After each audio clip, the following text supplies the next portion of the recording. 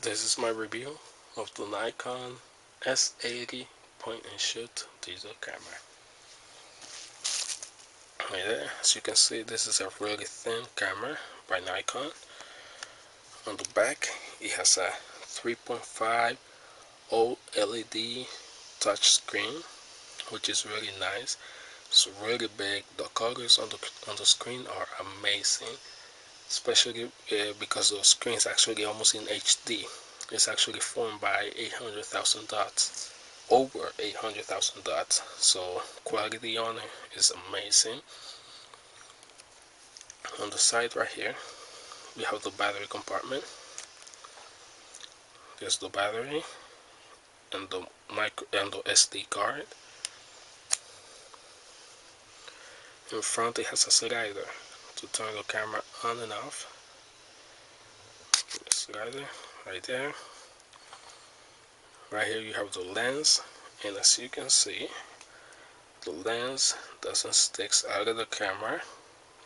In spite of that, it's actually a 5 times optical zoom lens, so that's really nice, really powerful. Right there you have the flash, and those two small holes right there are two mics for stereo audio.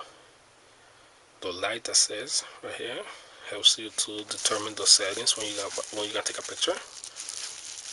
So I'm gonna go down through some of the special features on the camera. The camera is actually 14 megapixel, 5 times optical zoom, like I said before. It has image stabilization.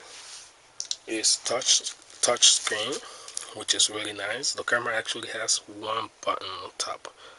On the entire camera, it only has a single button right there.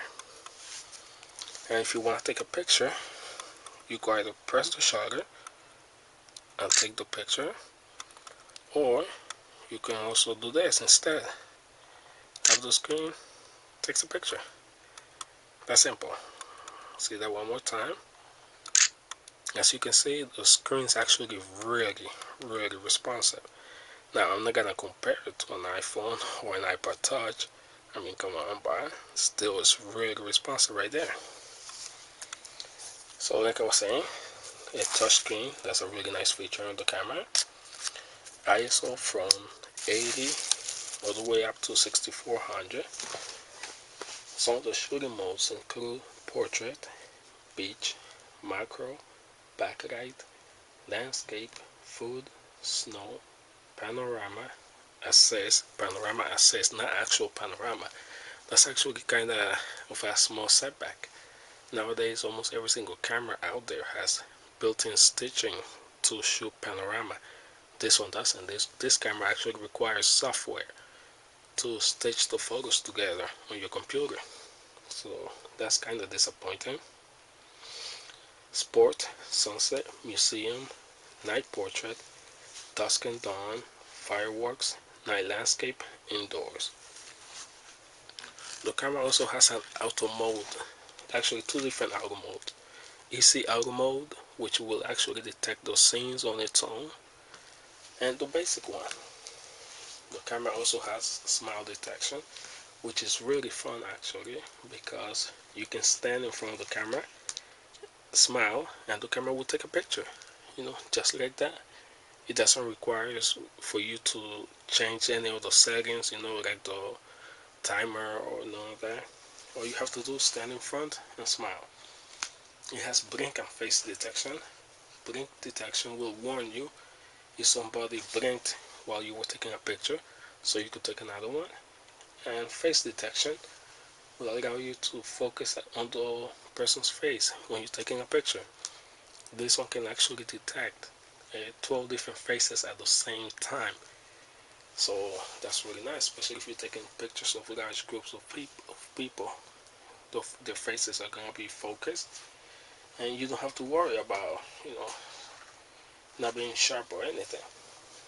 The camera also has a onboard photo editing, which is really nice. I'm going to show you some of the editing on pictures at the end of the review. I'm going to put some photos and videos as a sample. And talking about video, the camera is also capable of shooting HD video at 1280 x 720p at 30 frames per second. It also shoots BGA video 640 x 480 at 30 frames per second, and QBGA at 320 x 240 at 30 frames per second. But especially the HD, it's really nice because you can also use the zoom on it, the 5 times optical zoom, and it's really quiet.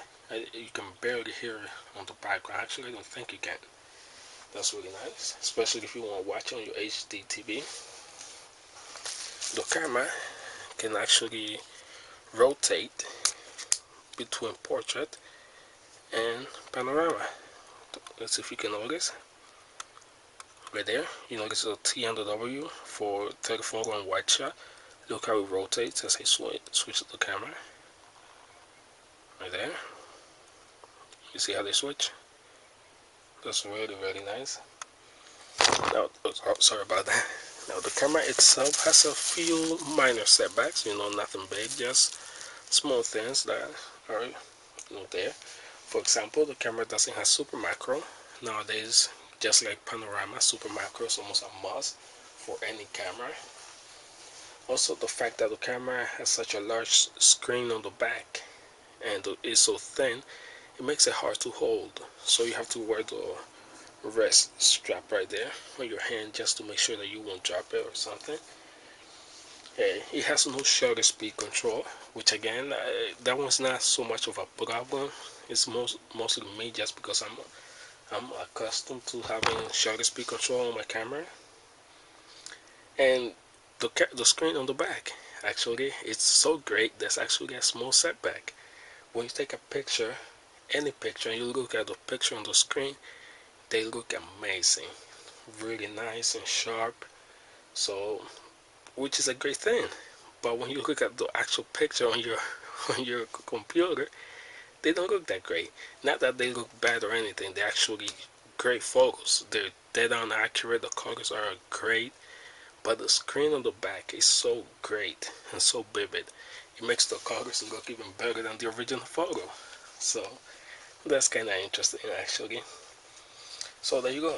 Those are my thoughts on the Nikon S80 at the end of the review. Oh wait, actually, before I finish, let me show you something that's kind of interesting. This is the charger for the camera right here. As you can see, you have to charge the camera through USB mode, which is a little bit disappointing, because when you have to charge your camera, you gonna have to plug it onto the electricity. It's better if you have a charger separate for the actual battery, not for the camera itself, but can't complain. Personally, at the end of the day, I think this camera is actually amazing. It's really nice. It's one of the best cameras I've owned so far. Not to compare to some of the higher end cameras I have, or the even more advanced ones. But again, for the point and shoot camera, this is really, really nice. I actually recommend it. So stay tuned. At the end of the review, I'm going to post some sample pictures and videos so you have a better idea on how the camera works. So take care, thanks for watching, and see you later.